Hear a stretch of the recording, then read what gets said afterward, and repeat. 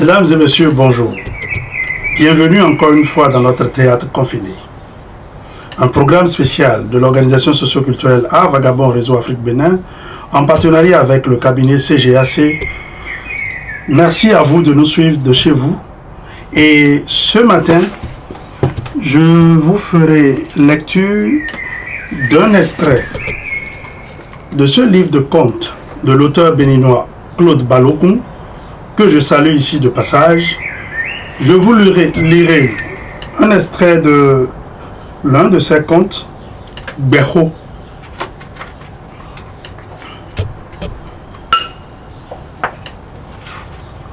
Beho.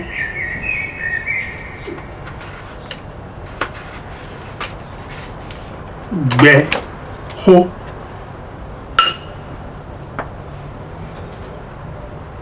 Ou le respect de la tradition. Beho, dans notre langue nationale fon, signifie la parole de la vie. Pewe anano boado beho. Pewe anano blanc boado beho. Ho do pe. Do Peto Home, do Beho Lidi. Beho de Claude Balogun, chez vous.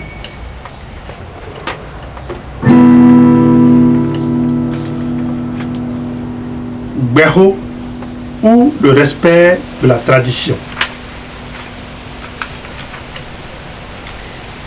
Il était une fois dans un village aux 1000-10 000 divinités, une grande forêt. C'était une forêt pas comme les autres, car tous les dieux, tous les fétiches et tous les esprits protecteurs et justiciers du village y résidaient. Ici, depuis les premiers hommes de la terre, les habitants n'agissaient que sous les conseils et recommandations des dieux. Le village et ses habitants étaient sains. Pas de famine, pas de maladie, ni d'épidémie, jamais de conflit. C'était un village de paix et de sagesse. Tout était plus calme. Les hommes étaient simples et compréhensifs et tous les interdits étaient respectés dans les moindres détails. Il y en avait plusieurs. On ne doit pas pénétrer dans la forêt sacrée sans autorisation. On ne doit pas balayer ni laver la nuit. On ne doit pas aller au marché ni au champ la nuit. On ne doit pas dormir dehors la nuit. Et la femme en période impure ne doit pas entrer dans les forêts ni s'approcher des fétiches. Quiconque outrepassait une de ces lois était soit puni par les dieux, soit maudit par la population dans un soulèvement rituel. La vie suivait donc son cours normal dans ce village jusqu'au jour où Beho, le fils aîné du chef de la plus ancienne famille du village, et sa femme revenue au village après un long séjour en ville, franchit le seuil de l'infranchissable. Ils avaient mis le doigt sur l'œil gauche du fétiche. Hey! La femme impure avait touché au crâne du crocodile. Wouh! Totem des habitants du village. Et ceci au cœur même de la forêt sacrée. Pourtant, ils avaient été prévenus. Pourtant, on le leur avait dit. Pourtant, le mari connaissait tous ces interdits. Pourtant, le vieillard était venu plusieurs fois lui parler. Il était revenu ce soir-là.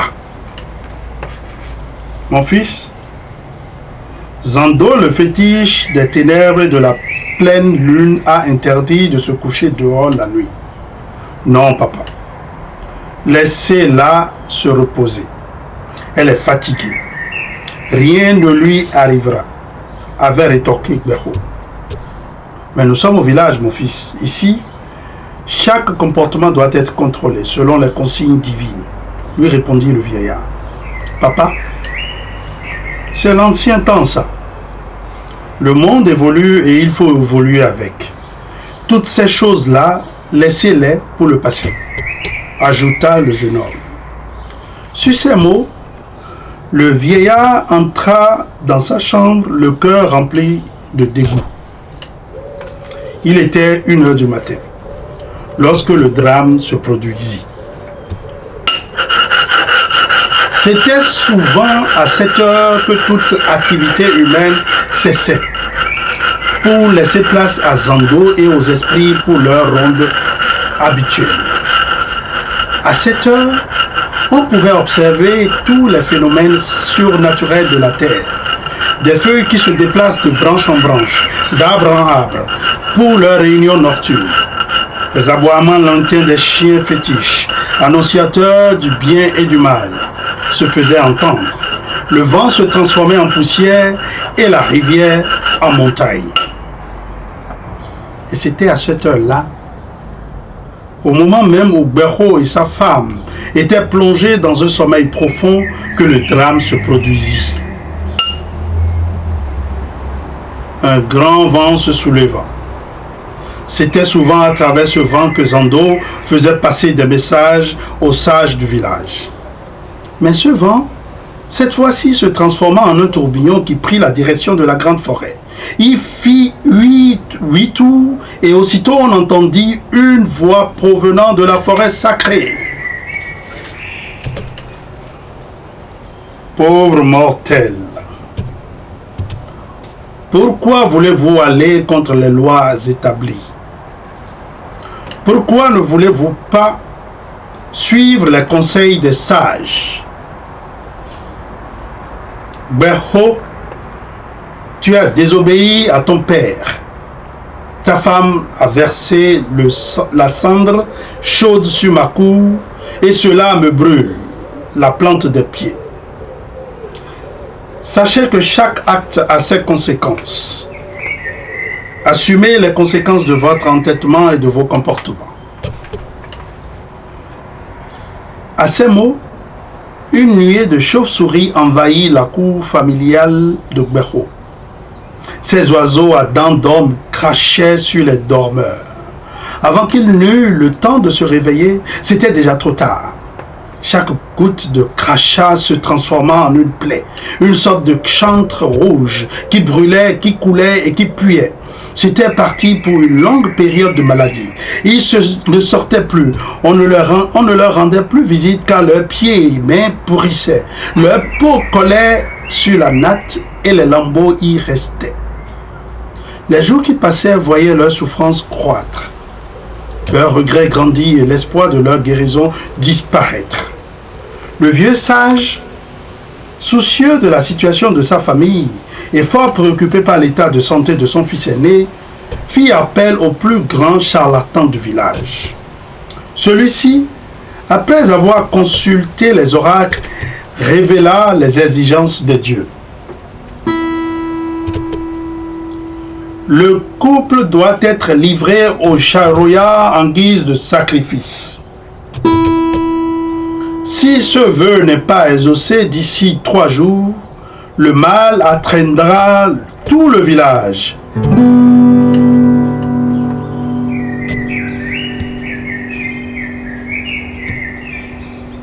À cette époque-là, les charoyas qui n'avaient jamais encore rien dévoré, à cette époque-là, les charoyas n'avaient encore jamais rien dévoré. C'étaient les grands oiseaux qui vivaient dans un pays lointain. Le chef de famille, ayant désormais en charge la vie de tout un peuple, était obligé de prendre la dure et courageuse décision de convoquer les animaux au bec arqué à la cérémonie, le lendemain aux portes de la forêt sacrée. Dès le lendemain, tôt le matin, tout le monde était réuni à la place publique. Les 2 suppliciés étaient étendus sur une natte de paille tressée soutenue par des fils blancs, rouges et noirs. 4 hommes bien bâtis, paille nouée à la taille, 2 longs bambous à la main, étaient prêts à installer le hamac conçu pour la circonstance. Les corps des malades portés par les gaillards gisaient sur ce lit mortuaire ambulant qui prit la tête d'un long cortège en direction de la grande forêt sacrée. Le chef féticheur juste derrière les gaillards, entonna un chant de purification que tout le cortège reprit en chœur. On lisait la détresse, la désolation et la tristesse dans les yeux de tous. Sous les accents des chansons, des litanies, des incantations et des gongs cheminés, la procession s'avançait lentement vers le sanctuaire. Et pendant ce temps, le pauvre fautif était rongé par le remords et le regret. Arrivé à la forêt, la chaîne humaine y fit 8 tours dans le sens contraire à celui du tourbillon afin de dissiper la colère des dieux. C'est alors que Gedegbe, le charlatan, fit un grand feu, invoqua toutes les divinités et ordonna que le couple coupable soit déposé près de ce feu. Il demanda ensuite aux membres de la procession de rentrer sans revenir sur leurs pas, ni même regarder en arrière. La dernière flamme du feu s'était à peine confondue à la fumée blanche que les griots, que les gros oiseaux du lointain pays se jetaient sur les corps agonisants pour les dévorer. Depuis ce jour, mesdames et messieurs, les oiseaux planent au-dessus des feux de brousse à la recherche du corps de Péro et de celui de sa femme. Depuis ce jour, les vautours et les charognards ont commencé par dévorer les corps en putréfaction, et la lèpre, la variole, la rougeole, la varicelle et toutes ces maladies qui atteignent la peau ont fait leur apparition sur la terre. C'est depuis ce jour enfin que le respect des consignes divines et ancestrales est devenu la préoccupation majeure de tous. Merci de m'avoir suivi, mesdames et messieurs, et à mercredi prochain. Merci.